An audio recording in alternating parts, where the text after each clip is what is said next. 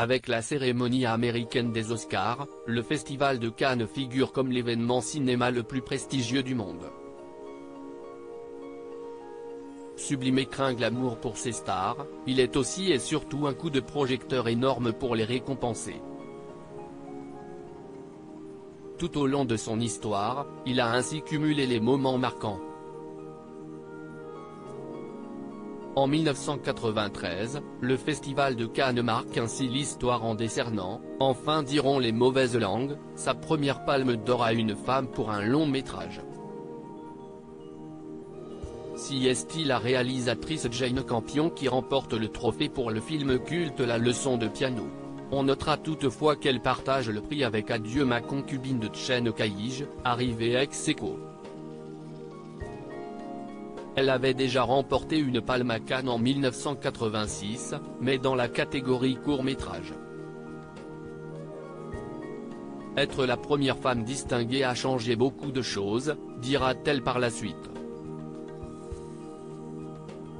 Sa joie est malheureusement de courte durée puisque, un mois plus tard, elle perd son fils âgé de seulement 10 jours à la suite de complications.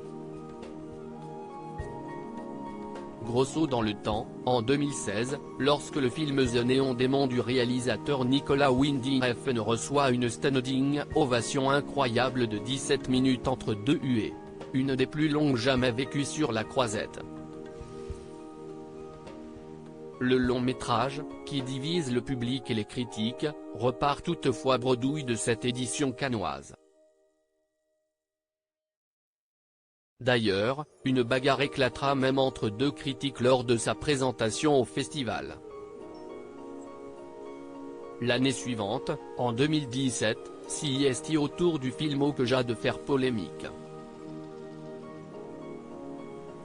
Estampillé Netflix, lorsque le film est projeté, des sifflets se font entendre dans l'auditorium. La plateforme de streaming n'est pas la bienvenue dans le cœur des festivaliers qui regrettent que la firme américaine refuse de sortir dans les salles de cinéma le long métrage afin de le réserver en priorité à ses abonnés. La projection sera aussi interrompue pendant 10 minutes en raison d'un problème technique, le film ayant été diffusé dans un mauvais ratio d'images. En 2019, le Festival de Cannes est marqué par le triomphe du film Parasite.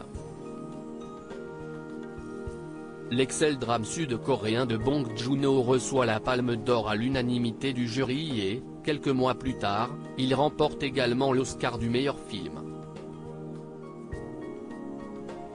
Il est le deuxième long métrage de l'histoire du festival à réussir ce doublé après Marty, en 1955.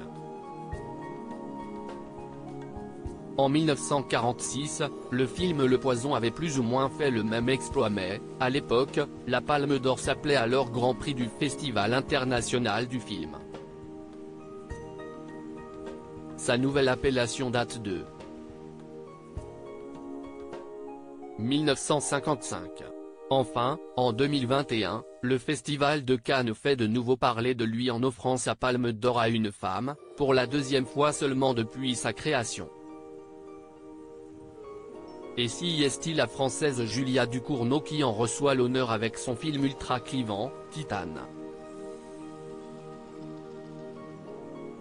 Lors de sa projection, des spectateurs ont même fait un malaise dans la salle. À noter que le président du jury cette année-là, Spike Lee, s'était un peu emmêlé les pinceaux et avait annoncé la grande gagnante dès le début de la cérémonie de clôture, mettant un peu fin au suspens.